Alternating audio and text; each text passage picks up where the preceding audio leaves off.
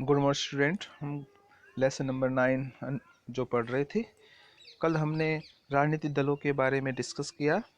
आज हम अन्य पिछड़ा वर्ग का राजनीतिक उदय कैसे हुआ इसके बारे में हम डिस्कस करेंगे। तो मैं आशा करता हूँ ध्यानपूर्वक सुनें।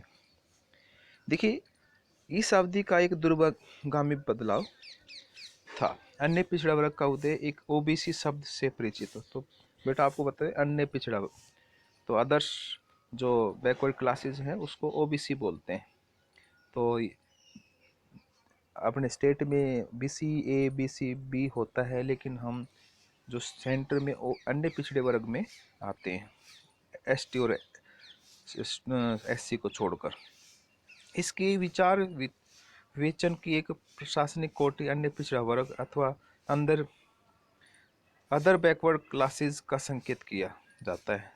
अन्य अनुसूचित जाति तथा अनुसूचित जनजाति से अलग एक कोटि है जिसे शैक्षणिक और सामाजिक रूप से पिछड़े समुदायों की गणना की जाती है। इन समुदायों को पिछड़ा वर्ग भी कहा जाता है। छठे अध्याय में हम यह देख चुके हैं कि पिछड़ी जातियों के अनेक तबके कांग्रेस से दूर जा रहे थे। उनमें कांग्रेस के लिए समर्थन कम होता जा रहा था। ऐसे में गैर कांग्रेसी दलों के लिए एक जगह पैदा हुई और इन दलों ने इस तबके का समर्थन हासिल किया। आपको याद होगा कि गैर कांग्रेसी दलों के राजनीतिक जो 1977 की जनता पार्टी की सरकार के रूप में जो है उदय हुई। जनता पार्टी के कई घटक मसलन भारतीय क्रांति दल और संयुक्त सोशलिस्ट पार्टी का ग्रामीण इलाकों के अन्य पिछड़े वर्ग में ताकतवर जनाधार था। अब देखिए, मंडल आयोग का लागू होना।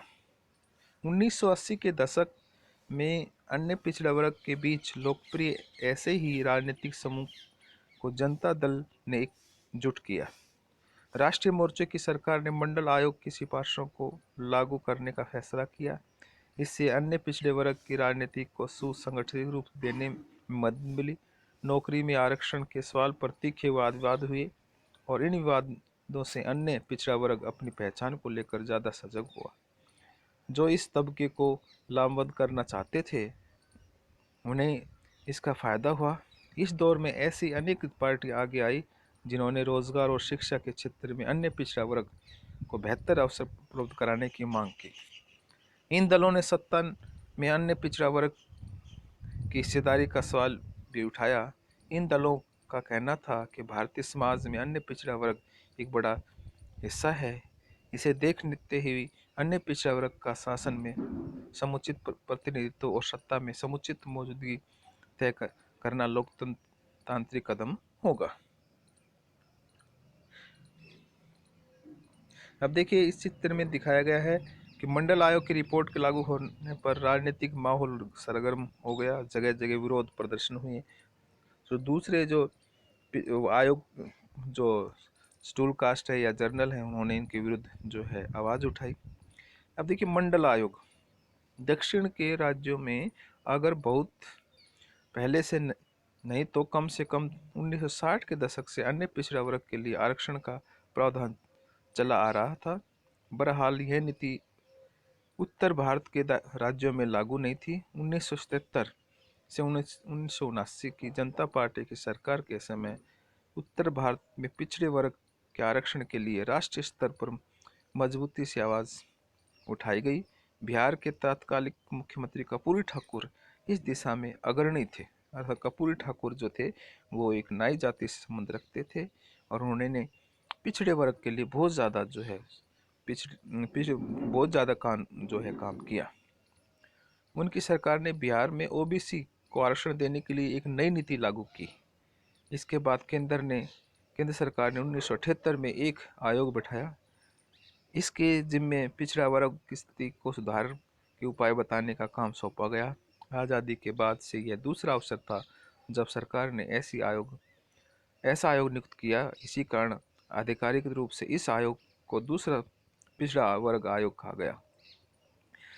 आमतौर पर इस आयोग को इससे अध्यक्ष बिंदेश्वरी प्रसाद मंडल के नाम पर एक मंडल कमीशन कहा जाता है। मंडल आयोग का गठन भारतीय समाज के विभिन्न तबकों के बीच शैक्षिक और सामाजिक पिछड़ेपन की व्यापकता का पता लगाने और इन पिछड़े वर्गों की पहचान के तरीके बताने के लिए किया गया था। आयोग से यह भी उपेक्षा की गई कि वह इन इन वर्गों को पिछड़ेपन को दूर करने का उपाय सुझाए और आयोग ने 1980 में अपनी सिफारिश पेश की। इस वक्त तक जनता पार्टी की सरकार गिर चुकी थी। आयोग को का मशवरा था कि पिछड़ा वर्ग की पिछड़ी जाति के अर्थ में स्वीकार किया जाए, क्योंकि इस अनुसूचित जाति की इतर ऐसी अनेक जातियां हैं जिन्हें वर्ण व्यवस्था के नीच समझा जाता है। आयोग ने एक सर्वेक्षण किया और पाया कि इन पिछड़ी जातियों की शिक्षा संस्थानों तथा सरकारी नौकरियों में बड़ी कम मौजूदगी है। इस वजह से आयोग ने इस समूह के लिए शिक्षा संस्थाओं तथा सरकारी नौकरियों में 27% सीट आरक्षण करने की सिफारिश की।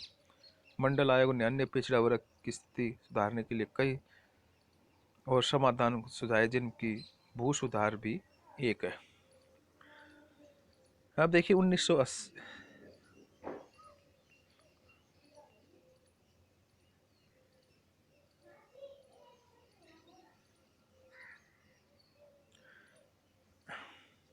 अब देखिए बीपी मंडल कौन थे। उनका जन्म 1918 में हुआ और 1982 में उसकी मृत्यु हो गई। 1967 और 1970 तक तथा 1977 और 1979 में बिहार के सांसद चुने गए। दूसरा, पिछड़ा आयोग की अध्यक्षता की। इस आयोग ने अन्य पिछड़ा वर्ग को आरक्षण देने की सिफारिश की और बिहार के समाजवादी नेता 1968 के 1.5 माह तक बिहार के मुख्यमंत्री पद पर रहे। 1973 में जनता पार्टी में वो शामिल हो गए। तो स्टूडेंट, आज हमने देखा कि मंडल आयोग या पिछड़ा आयोग क्या था। तो मैं आशा करता हूँ ध्यानपूर्वक इसको आप सुनेंगे। Thank you.